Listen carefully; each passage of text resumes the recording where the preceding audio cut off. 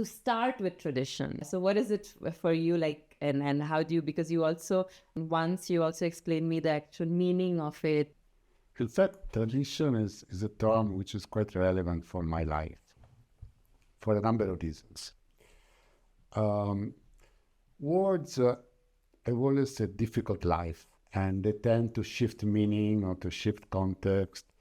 Like in journalist terms, traditional is something old, and generally in the modern culture, old is bad, new is good.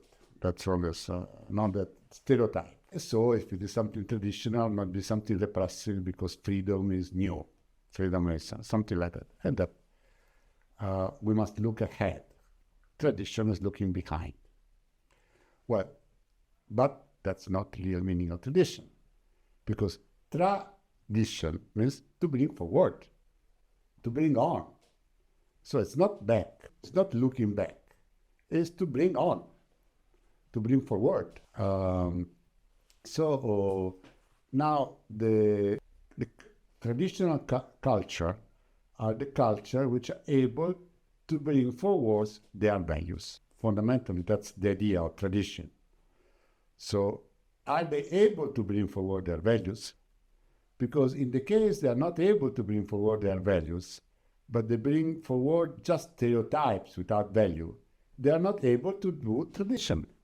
Because tradition is transmitting values, not norms, not fixed, not boxes, not stereotyped thoughts. This is especially true when there are traditions which make freedom and empowerment at the certain core of their process. So if I have to transmit the value of freedom, of course I cannot stereotype what I'm transmitting. Now, this dynamic between transmission of values and transmission of norms is an old dialectics. It has a lot to do, for instance, in the gospel. In the gospel, when Jesus was one that was accused of being not a traditional one, but he was always mentioning the fact that no, you have to transmit the values, but the values, not the norms. The law kills, and the spirit gives life. So, but it's not only Jesus. I mean, it's been always like that. I mean, Buddha was like that. Who is the true Brahmin? It's not the stereotype. The true Brahmin is. So this idea, this problem of transmitting values as opposite of transmitting norms and stereotype has always been there. It's a traditional dialectics. The idea of tradition is centered on that.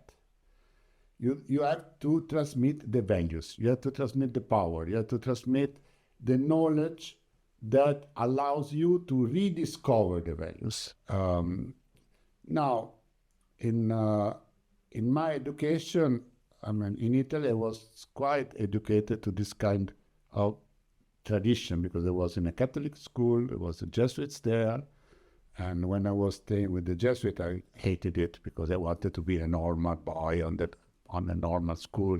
But actually they put some mechanisms of research, of authenticity, which was very helpful because it prompted me to search, prompted me to question, and they helped me to go beyond the stereotype, even the stereotype they were giving me. Then when I started traveling around and I was fascinated by India, I was fascinated by India, especially for this traditional character. So the old and new at the same time. So what was interesting in India was something that I could see very well, something that was still there, that perhaps in Europe was not there for 2,000-3,000 years. Custom, ritual, the figure of the goddess, the kind of things. So, but still alive. So I started studying this traditional Indian philosophy. Then when I entered into the area of philosophy, of art, so I got into this idea of transmitting, not creating the new, giving new form, because if you don't give new form, you're not able to transmit. So renovating, yes, the form, but fundamentally the values are the same, but not only are the same through the time, are the same through civilizations, because it's the same. Is the same fundamentally. The values are the fundamental values of humankind, can be articulated in different way. So there will be culture which is more important to the rights, and culture which is more important to the duties. They may appear very different, but you need the duties in order to sustain rights, and you need rights in order to sustain duties. So it's just a different way of looking at it. There can be very different kind of modalities to see what is the duty of man, what is the duty of woman.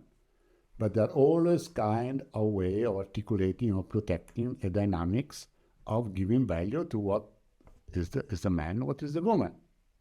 They change through the time, of course. They change according to the different social context. So change the context, change the possibility, change the cultural stereotypes. But it's always a process of empowerment, of a communication, of the relationship between love and duty, which is articulated differently. The mistake which is today's is to make a confusion between this process of transmitting value with process of transmitting norms. And for instance, one thing which is very confusing in modern times, especially in journalism, the journalism tends to give a very stereotype kind of communication. Is what they call it, for instance, fundamentalism. Now, and they identify fundamentalism as a traditionalism. It's wrong. Fundamentalism has always been the stereotypization of the norms, not the transmission of the values. This is very evident for this. In Islam, it's much more evident, because there are two very different kind of schools, two different kind of things, which always fought against each other. Sometimes, most of the time ideologically, but sometimes it's even militarily, about those who think a kind of fundamentalism of the law, and the other tradition of the spirit.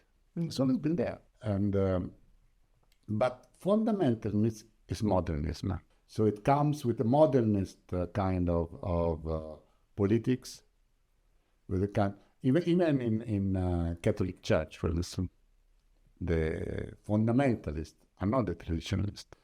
And how is fundamentalism modern? Fundamentalism is mainly based on going back. The feeling that you have lost something and you want to gain it back. But on a nationalist agenda, on, like for instance, fundamentalist Hinduism. But Hindu is not a traditional word in Indian culture. The term Hindu was adopted from outside, and it has never been geographic, and has never been nationalistic. In fact, one of the characteristics of Indian tradition is that there is no term for religion as a different religion from the others. You have just religion. Dharma is religion. It's not Hindu Dharma. It doesn't make any sense, a Hindu Dharma, because if it is Dharma, it's for everybody. No? Then there is the Dharma of the man, there is Dharma of the woman, there is the Dharma of the gypsies, there is Dharma of the priest, there is Dharma of the... But there is one Dharma. You cannot have a It doesn't make any sense in the Indian tradition, considered geographically, to make it a Dharma separate from the other Dharmas. So you cannot have a fundamentalist Dharma. You have to invent a fundamentalist Hinduism, but you have to invent it. Now, you think that you need it in order to make it politically because the others, especially the Muslims in that period, were making it nationalistic Islam. So let's make it a nationalistic Hinduism. But even a nationalistic Islam is quite modernist, because the basic idea of Islam is cosmopolitanism, is one global nation of the all believers. And all believers is not even all believers of Islam, it's all believers of God. So the political setup, because before nationalism, there is always the question of politics as the way of integrating different people, different languages, different culture, different approaches, Also, in many cases, depends on the kind of empire, different religions living in the same territory. The difference were much more because you changed language from after 20 kilometers. The customs of the people of the villages were very different from the people of the small town, or the big town, or the thing. So the diversity before was much more than today. Today we are more or less all stereotypes, the same kind of market, the same kind of advertisement, the same kind of television. There are, of course, differences, but much less. Today we have more less difference between two continents than what you had today between two regions. The political idea was to integrate the difference, especially in the Roman Empire, and then the empire which came after it. Even the Turkish Empire took this idea of integrating the differences.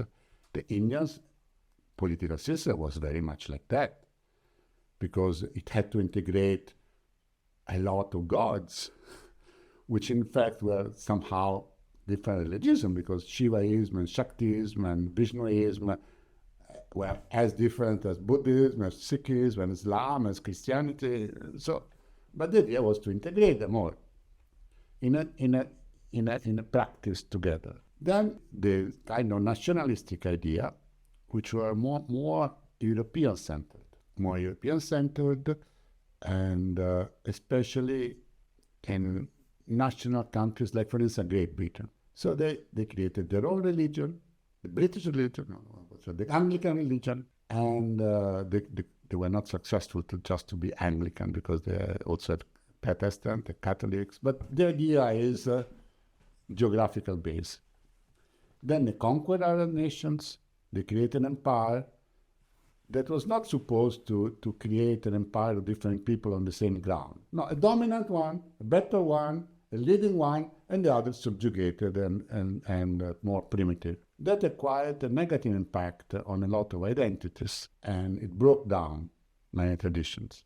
It broke down the traditional structure, it broke down the traditional system of education, it broke down the social cohesion, it broke down a number of things. It created technology, it also brought some new opportunities, but it broke down some kind of value systems.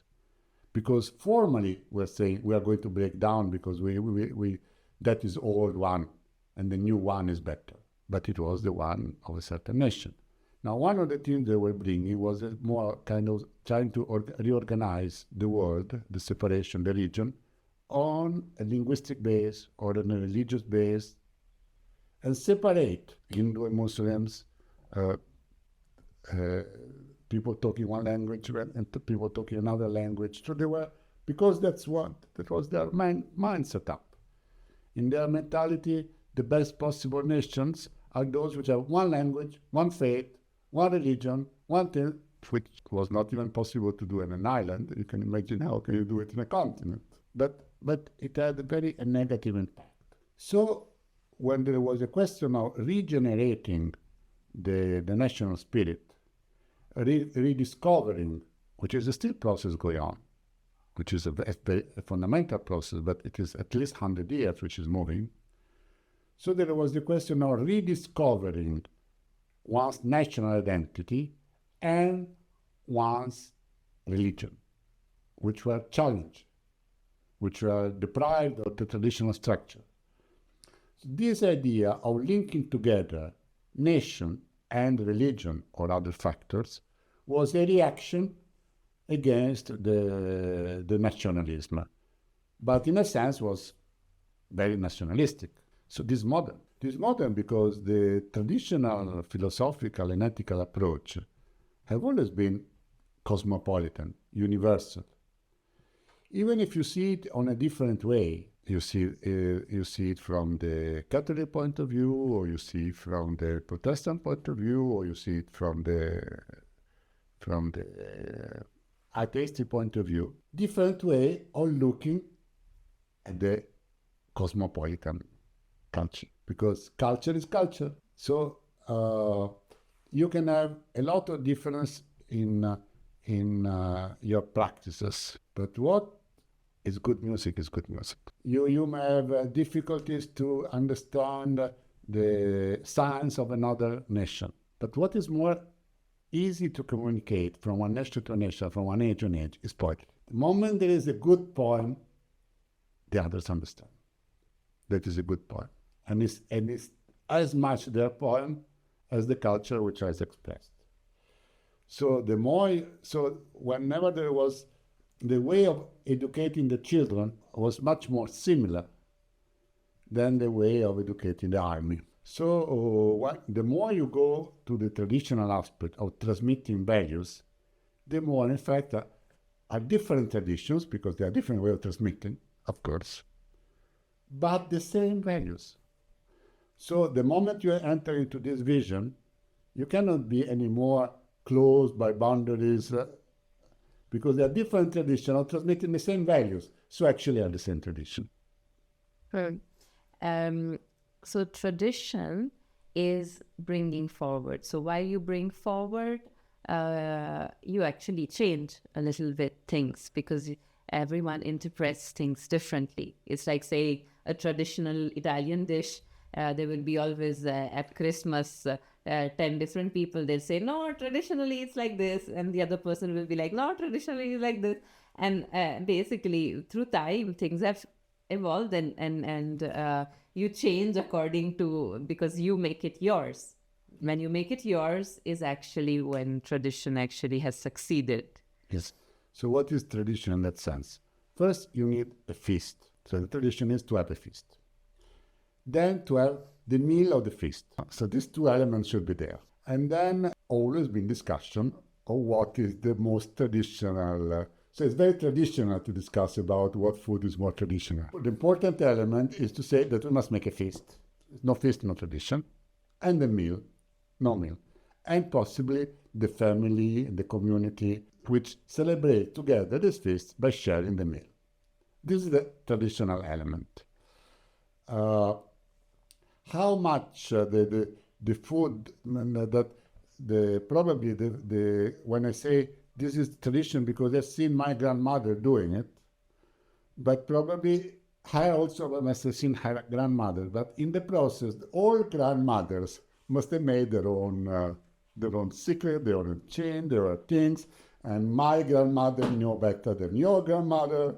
This is also very traditional. So now, the change, of course, there are different kind of ingredients, different kind of ovens, different kind of wood by which you cook the meal, different kind of pigs that do not go around in the hills eating wild raspberries, and so probably the strutto that you can buy together to buy in the shop is not the same kind of strutto of the grandmother, were not of the same. So you need to change smells, taste. So in that sense, maybe the vegan cake is more traditional than the cake of the strutto, because the strutto is there as a recipe, but it's not the same perfume, because you cannot find anymore those kind of nice smelly pigs, because they eat something very different.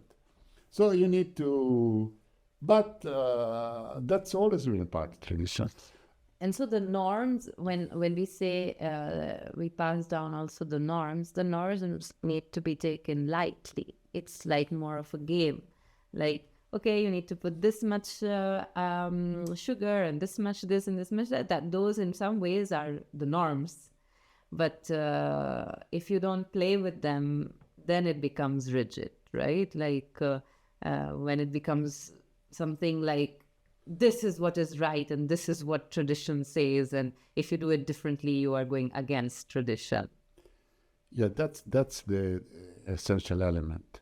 You never go against tradition except when you stop transmitting values. And one of the best ways of stopping to transmitting values is to transmit norms instead of values. So that's the traditional dynamics. And even norms are rules which are the ones that are going to be established to better play the game. But the value is the game, it's not the rule. So we need to change the rules in order to play the game. This is very clear in the gospel. In the gospel. In the gospel, it's very clear. When there was a discussion between Jesus and the priest, and he made the questions: are rules made for man, or are men made for rules? So in that sense, that is one of the aspects I like of the Catholic tradition, which is radically on rules serve to help man to play his game. But man is not there to play the rules. The rules are functional, but values are essential. And this is the opposite of our kind of fundamentalist, which wants people to obey rules. So people should serve the rules. No, the rules should serve the people. And so people should reshape the rules in order as the game change, as the kind of relationship change. If we believe in the value of the reciprocal empowerment of man and woman, and the fact that a love story is a story that they live together, and that is a sacrament, is a holy thing, that holiness changes through the time, different kind of context. There was a time that in order to protect the woman, you tell them, don't fight. Now probably there is a time in which being a part of the army can be a part of education and empowering the woman. It changed the system of war. It changed the system of training. It changed the system of security. So it's a different way. But the idea of protection of the woman, the idea of reciprocal empowerment between man and woman need to change according to the time, but the game should be there. Now, it's not the set of rules which create a nice relationship. It's a nice relationship which adopts and recreates the set of rules which are required in order to live that traditional element, which is the sacrality of the love story. And why do we need tradition? Why can't we? Why do humans need? Why is it so important? Like, what if there was? Why don't everybody discover all values anew? Why? No. Why do we need to transmit values, and why don't we let every person and every generation to make a very different kind of values? Well, maybe, but it goes a little beyond values, and also, for example, there are countries which are more new countries and have less of tradition. Maybe still the classic values of be good, do good. What is a new country? I don't know. Like, for example, the USA. Where people come, they bring their own culture, obviously. But if you think, of course, if you talk to the Native Americans, for them it's not a new country. So, no, that's now if we invade that country and we kill them, and we say it's not really a new country. I mean, it's a new kind of dominance of the land. And those people who have arrived, of course, they arrive with their own set of rules. Maybe they arrive from different countries, so they're a bit everything, but everyone brings their own. It's a new context. And now they are still struggling to recreate something which can be considered as a part of everybody's identity. At the beginning, they had the common idea of being a migrant. And so the idea that the migrant are the one who bring riches, and bring opportunities, which are more open. And now the United States is becoming an anti-migrant country. So, of course, different political identities have to set up with different kind of things. But there is nothing as a new country. So then, why is tradition important for us? In a sense, human values are important. And human values are those which allow the person to cultivate the spiritual element, because the real values are spiritual. As if we don't create a dynamic of culture, if we don't create a dynamic of transmission of values, that doesn't mean the soul is not there, but can be quite an ignorant soul. It's easier to transmit technologies, it's easier to transmit, but it's more difficult to, especially for understanding your spiritual nature. All traditions were based ruled on that. I transmit the system to make your life more spiritual. I transmit the system to make your life more peaceful. I transmit the system to make your life more joyful. You will have competitions, you'll have fights, you'll have suffering, you'll have, because human life is limited. But remember, you have a sword. But remember, you can love. But remember, you have a freedom inside. This is not evident. This is something that needs empowerment. Because that we have a number of spiritual leaders that we identify as some from Jesus, Buddha, and so on, that has said something important. Now, from the book itself, there are books, everybody come on, but that's not enough. If you don't have a process of someone who has learned from the tradition what is written there in the gospel is written so many things. So what is the essential element?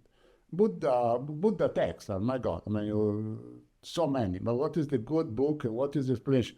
Then you need a personal kind of relationship, a personal kind of instructions. You cannot learn football or painting just reading books. No? You need to understand the spirit of the game. You need the spirit of what is behind, what is the trick, what is the love. You need love. And love is not something that can be transmitted by the books. So love is the love relationship between parents and children, between men and women, between teachers and disciples. So a tradition of values has to be articulated in the context of reciprocal empowerment and love. It cannot be standardized. I'm not saying that it's not just to be written. Even formal schools where there is a personal interaction is useless if there is not a transmission of value, a transmission of love. Otherwise, I transmit you the grammar, but I can do it in a standardized way.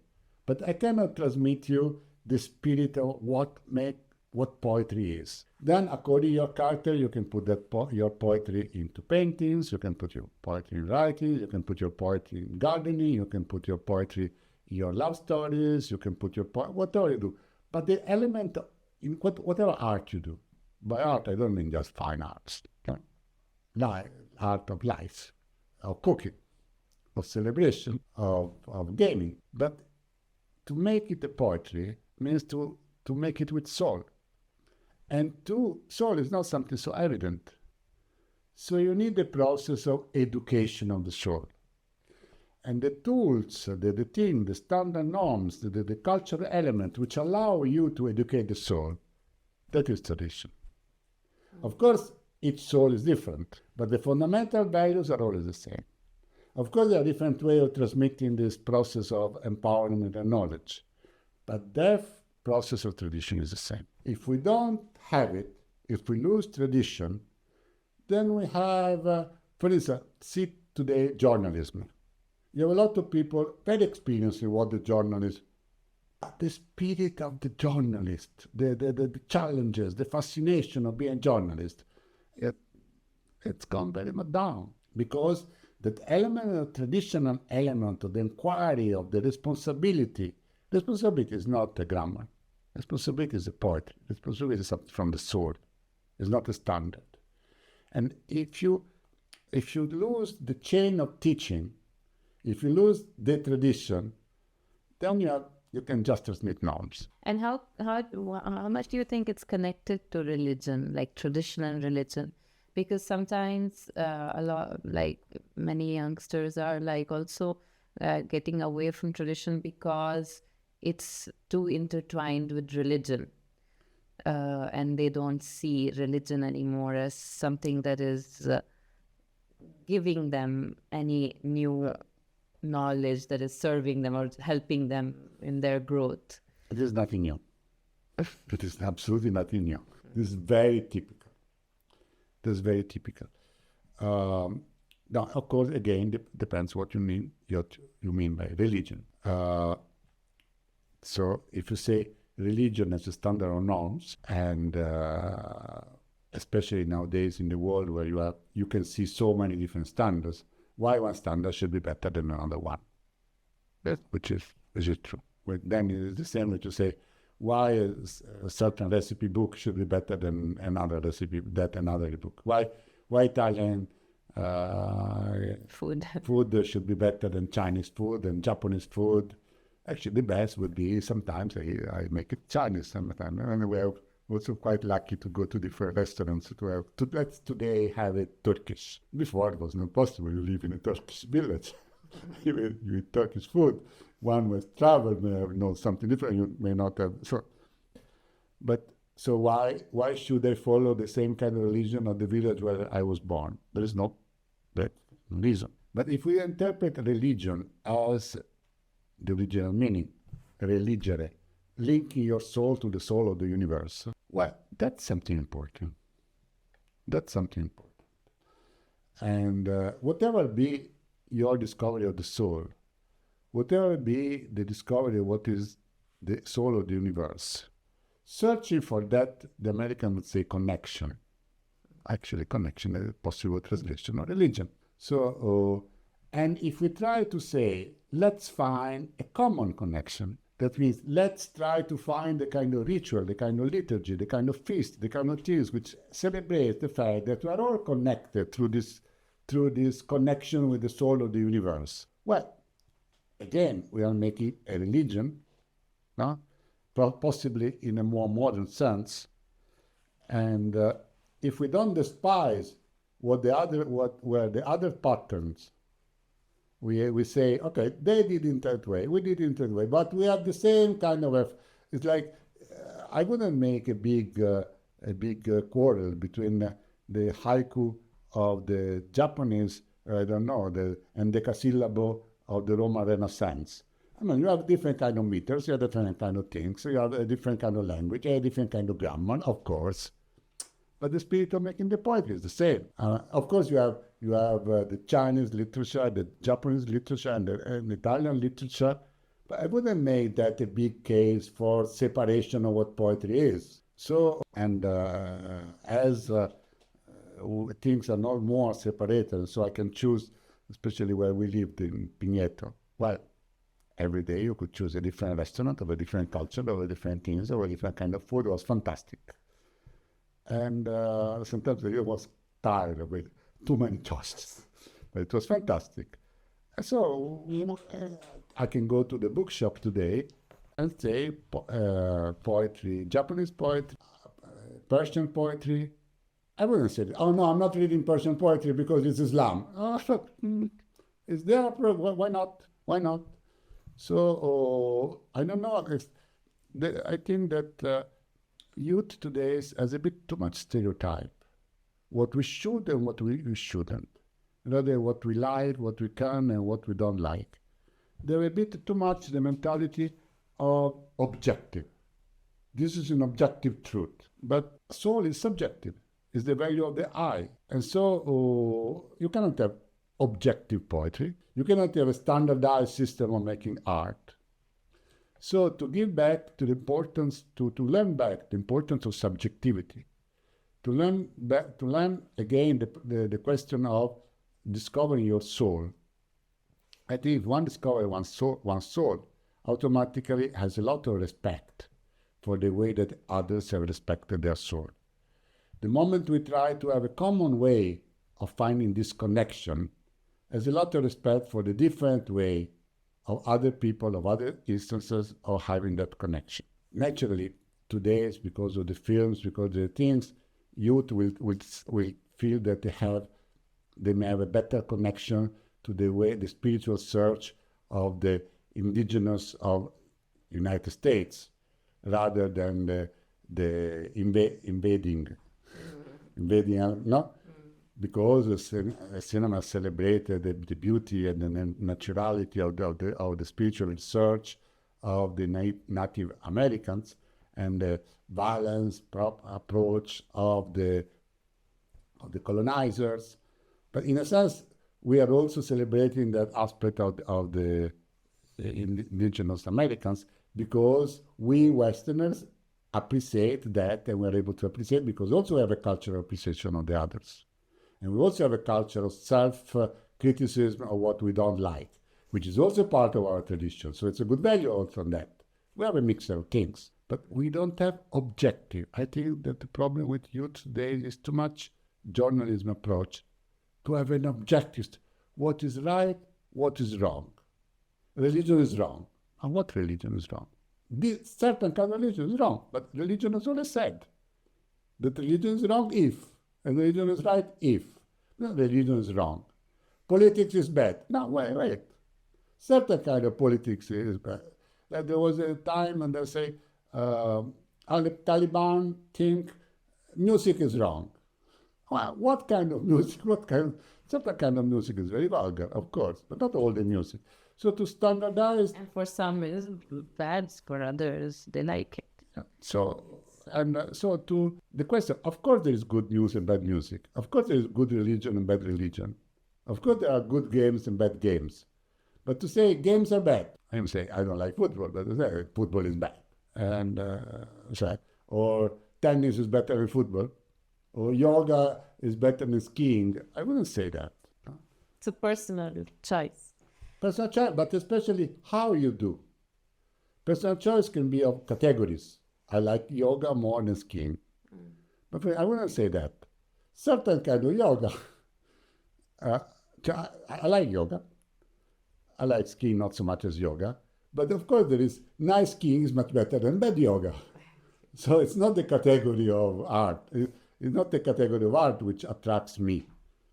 This is something I found, for instance, in the music. No, I mean, I like, for instance, if I put a like on Deezer or whatever on one musician which I like, then it gives me the category of Same kind of music. Of the same kind of. No, I like that kind of musician. That kind. I don't like all the country because I like John Denver. No, I don't like all classical German music because I like Beethoven. So it's this idea of category, one category better than the other.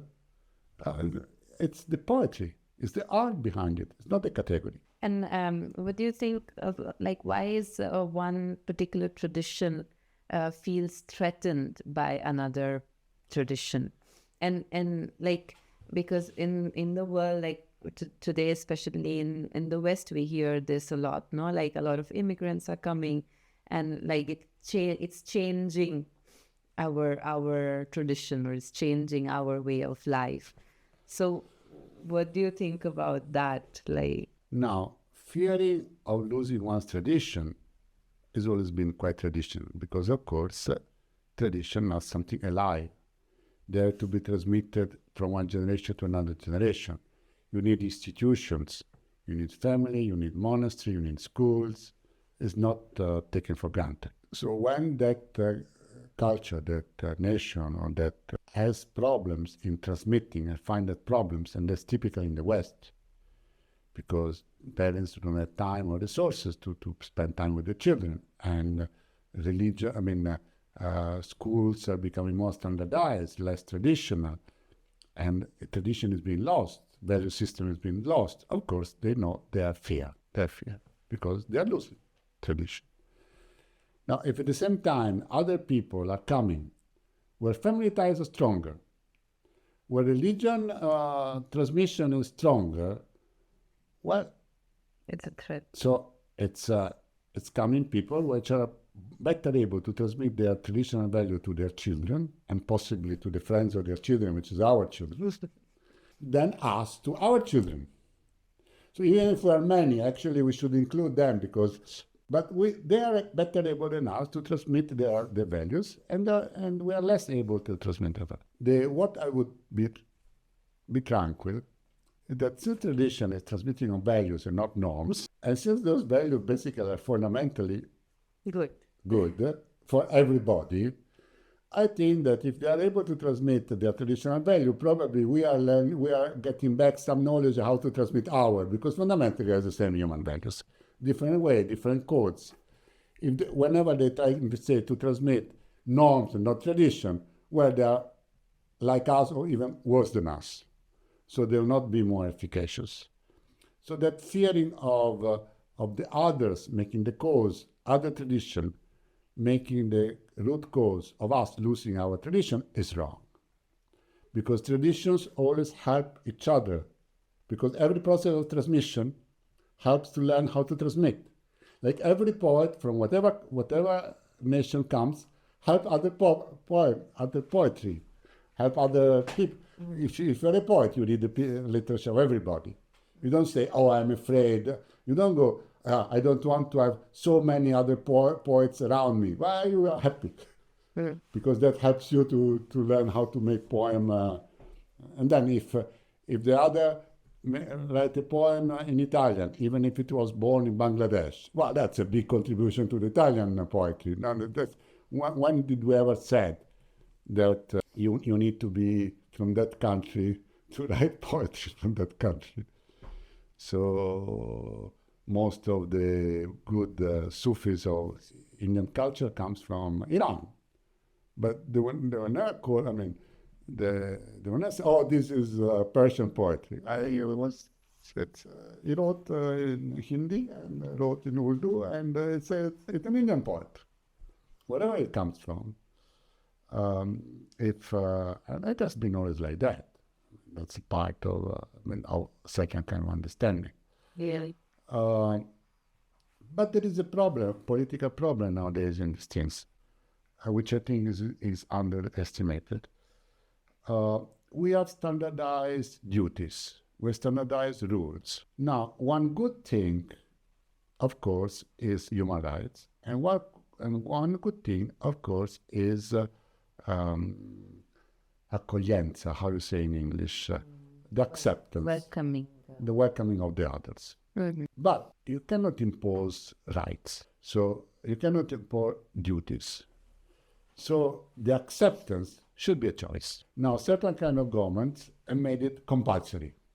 You need to accept. Now, if you need to accept, you are invaded. In a community, the community should be able to accept. It's a good thing to accept. It's a good thing to include. But if you order to that community to accept, then you are invading. Then you are a conqueror. Then you are imposing. Because acceptance should be free will. In the human relation, in the personal relationship, no? If you impose, if you take a girl and you say you must accept this man, and that's raping. Now you can have organized marriage, but she must be accepting the cultural norms to which she gets into marriage by the choice of the parents. Otherwise, it's raping. So if you impose acceptance, you rape. I think that a lot of communities feel raped because of this imposed acceptance. And I think on that sense, if you impose a duty, you are invading. So duty should be self-chosen, not imposed. But like they're not coming into, you're not forced to have them in your home. It's like, say, there is another Italian, your neighbor is Italian, you also don't know him, or your neighbor is African, you don't know him. Yeah, but there is a sense of territory. Mm-hmm. There is a sense of territory, there is a sense of community. You know, we have traveled so many times, and whenever we arrive to a community, we try to get their welcoming.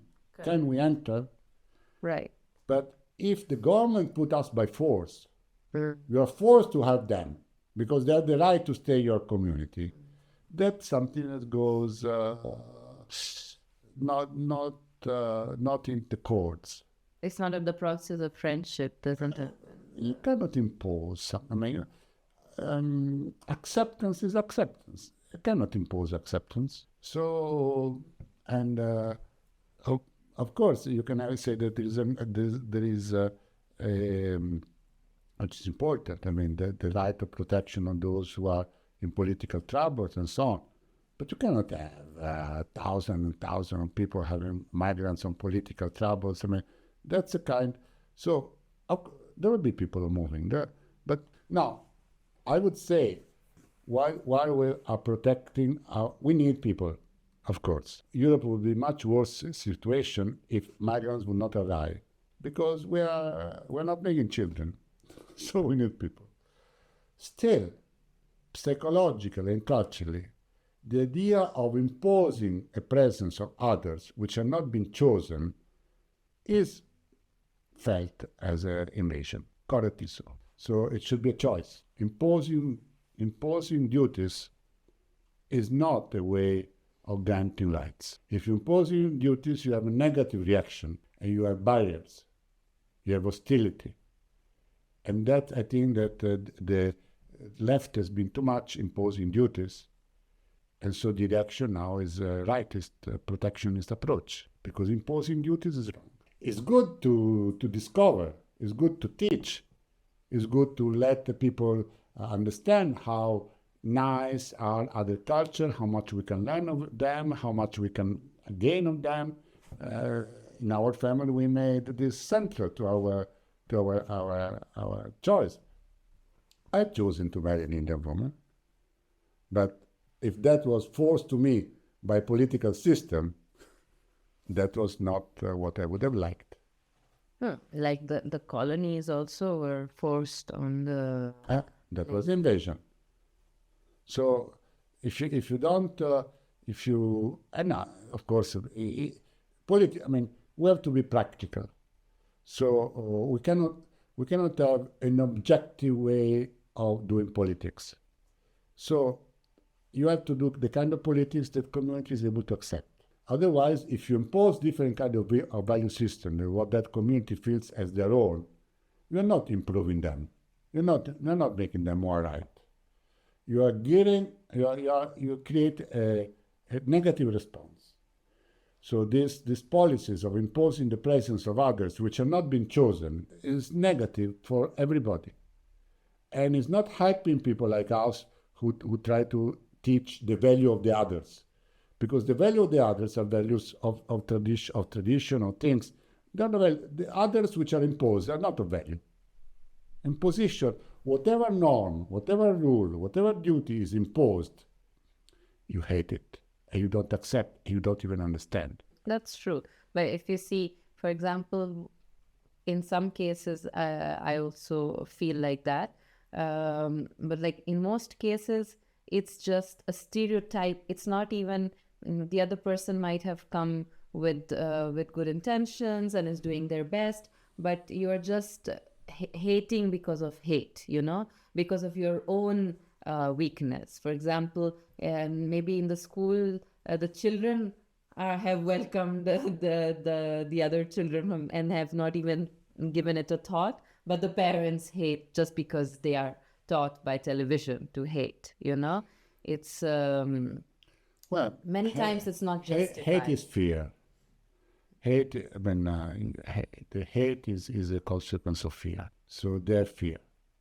Now, people who do not acknowledge their fear. Now, this is a responsibility of the culture to say there is nothing to fear. But you don't impose. You cannot impose courage. You can have to cultivate courage. But if you impose courage, you don't get courage. You get hate. So, of course, it's a culture. So that's what I'm saying. It should be made at a cultural pace. There can be political things on which some people push ahead and so on. But of course, when there were communist revolution, people were hating communists because they were being told that they eat children and so on. It's not necessarily, But that happened when the communists were doing armed revolutions, which sometimes were the case of doing. And not, Right. you would still probably have the kingdom of the Pope in Rome if we didn't have armed war against the Pope. I don't know if that would be better or worse. Maybe it would be better to have, especially in Pope Francis, I wouldn't mind to have a king of Rome. But probably now we have a Pope like king of Francis, because he's no more the king of Rome. So it was the way also of improving the Pope system. So sometimes you have to take it, but of course, if you take a step forward, you also have to create it. And I wouldn't despise people who hate. I would try to make them more courage. I would say there is not much reason to hate, but I wouldn't hate people who hate. I would try to understand what has been the cause of hate, and I would try to remove those causes of hate. Right, this is correct. But it's easier if it's someone from your culture. It's more difficult. For example, if I meet an Italian who's anti-immigrant, it's more difficult for me because then I also a little bit start fearing him. Like I can have a conversation and be like, oh, I don't hate you because you hate, but I'm a little bit afraid if I see you in a small alley and I know that you don't like brown people, so because I am that. So there is. Well, a certain kind of people is always violent and going to stereotype.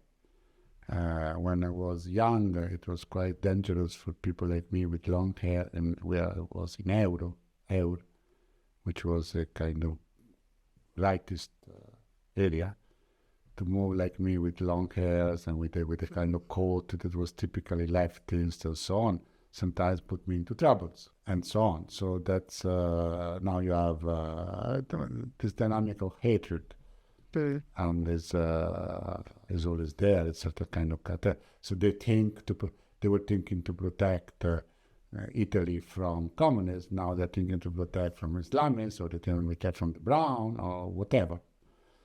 Your mother, we were in Ljubljana. Actually, the time was still Ljubljana, part of Yugoslavia, but in Slovenia there's always been a group of Nazis throughout. And Mama was just crossing the road, and there was some kind of this blondie, supposed Aryan people, and she pushed her on the ground, and Mama was the daughter of an international diplomat who was staying there on the invitation of the government of Ljubljana, and was the wife of an Italian. But his stereotype of these are immigrants. And I went to that guy, and when he was quite afraid, he ran away. And but I think this is, one shouldn't worry too much. It's a problem of the ignorant people, it's a problem of stereotype, it's a responsibility of the people who make culture to communicate, but still not impose. Still do not impose the presence of other people by law. Take to the degree that community can accept. Teach how the acceptance, teach the value of the difference, explain the benefit that they do for us. Explain how there are nice boys, there's nice girls, which would be nice to have them here. But if you don't impose, explain anything, say how pretty they are, how poetic they are, how humanistic they are. Teach them that actually our Renaissance was possible because there were Persian poetry at the court of Palermo and so on, but do not impose.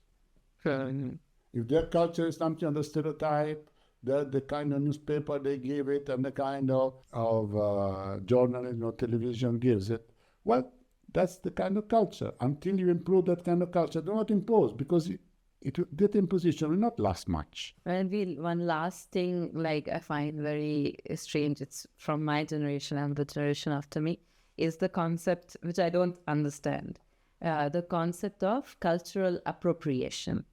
So basically cultural appropriation is basically the idea that if you are from a different culture, you should not practice norms or things from a culture which is not yours. So for example, this is very common in the US or some, like if it's like for indigenous people, or there could be a video, I don't know, now I remember there was a video of like a musician who wore like indigenous American feathers in the head. They criticized it as, you don't know the value of those norms or those cultures, and you use them, so it becomes like you're not respecting them, which I find very strange. Like, of course, it can happen, but for example, Indians are very, like, if a foreigner wears a sari, Indians are super happy. Like, I don't like the approach one should, no? Someone telling others what they should. I don't think it's nice. Standardized system of things that should be done and things that should not be done. Things that are nice to be done and things that are not nice to be done, and things that I like and things that I don't like. There are some fundamental duties about not make violence to the others. Okay, sure. Do not kill, do not steal, do not injure. Yes, but the way you sing, the way you dress. No, of course, when it happens, I tend to be quite inappropriate in my dressing. No, I'm a bit too over casual. But I'll take some kind of respect. Like you tell me where to make a podcast or where to wear a different kind of shirt, I do. No, but generally but I wouldn't say what one should and what should one shouldn't. I don't like that. I don't, this is the kind. This, as I told you, people today tend to be too much objective. Objective means absolutist. Things which are good, things which are bad. Like, things which are legal and things which are not legal, yes. Things which are like and things which I don't like, yes. Things that can be done and things that cannot be done on a moral ground. Well, everybody would value them differently. So let everybody, the basic principle that everybody values the difference. I mean, everyone has a different kind of value systems. Fundamentally, we're all the same human values, but the way we articulate them is different. So don't tell me how I should articulate the values. Tell me if you have the same values. Tell me also if you like the way I articulate it. But let's have a common ground of the fundamental values of the human persons, and let's have a diverse and respectful way of having different kind of articulations of it. That's the principle of tradition. Let's transmit values, not norms. Let's transmit the spirit of creation, not the shoulds.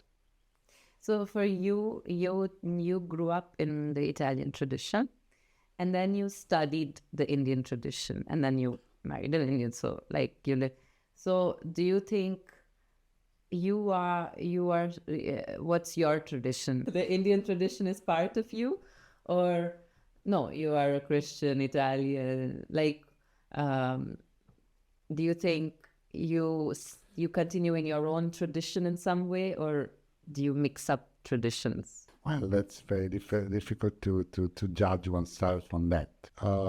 I think I like to learn from different traditions, of course, and generally different traditions help me to understand better my tradition, which I now feel like change, but I understood much better. I don't think I would be so rooted in Christianity, in Italianness even, if I didn't learn the other tradition, which helped me to understand the fundamental values of my tradition and the fundamental beauty of my culture, but which I was not aware of before meeting the others. Not because I say, oh, it's better than the others. No, because it helped me to go deeper. Buddhism has helped me to understand better the gospel. And the Persian poetry has helped me to understand better the Renaissance. So, but I don't need to change identity. But I found that meeting with the others has helped me to make my identity much stronger. Then especially that my identity is a Catholic. And Catholic means universal. Catholic means, The word term Catholic means universal. That means not the Church of Rome, not the Church of Greece, not the Church of Tim, but the Church of the universe. So, of course, there are different ways of seeing the universe. But the idea, the breadth, the scope of being universal, not nationalistic, I think. So to have a tradition which is universal is very much my tradition. So I don't feel that meeting with the others made it weaker. I think that meeting with the others makes it stronger. Because you understand better. You understand the value system of others, and it helps you to understand better your own value system. And then fundamentally, the deeper you go, you find the same. So do you feel less threatened by other cultures, by learning? Other cultures are cultures. So they cooperate in culturing. I feel threatened by the non-cultures, including the people of what is the opposite of culture? The barbarism, let's say, no? The uncivilized behavior. Now, the uncivilized behavior of the others, of course, I hate. Not which you don't mean what Romans thought were the barbar, like in general. Yes. Because Especially barbar was more than Roman was used by the Greek. Yeah. Greek are very much barbar, and not Greek is barbar. Romans didn't have that approach. No, uh, it's not ethnical. So I don't know. The opposite of civilization may be vulgar, but not vulgar in the sense that is of the countryside, because vulgar originally means of the countryside. No, no. I like the I think culture. we cannot find a word for non-culture, like because Let's say non-culture. uh, So I like cultures, and each culture helped me to understand better my culture. And the more culture I know, the better I am. I like cultural people, whatever be their cultural system. If they are Roman or Greek or Indians or from the village or from the mountains or from, I like cultured people. And I don't like to live in a context without culture. I know what's the opposite, fundamentalist. In a sense, yes. In a sense, yes. The violence, absolutism, absolutism, violence, and power which is not empowering, imposing, including the leftists, which is my culture, imposing their value system on others. This imposition is not culture. Now, imposing a good way of respecting each other, yes. But imposing values, imposing norms, you cannot impose values. And if you impose it through harms or through seduction or through advertisement, doesn't matter. Culture is not imposing. Culture is to let it grow. You don't impose a garden. You put a seed and let it grow. So let it grow spontaneously. You take care of the seed, you take care of the earth. That is culture. Imposition is not culture. Maybe next episode we could, like next time we could talk about education, because like from here I think it would be interesting to go into It's normal. It's a flow. because when you talked about the seed, then I thought like the transmission of knowledge and the transmission of culture. How is it done? Like what is education and how we how it evolved, and also where it could go today, like like the form of school that I did, or how I wish school would be for my kids in the future, and how education and how this knowledge is transmitted. Correct. I hope I can follow it up. But yes, tradition is transmitting values.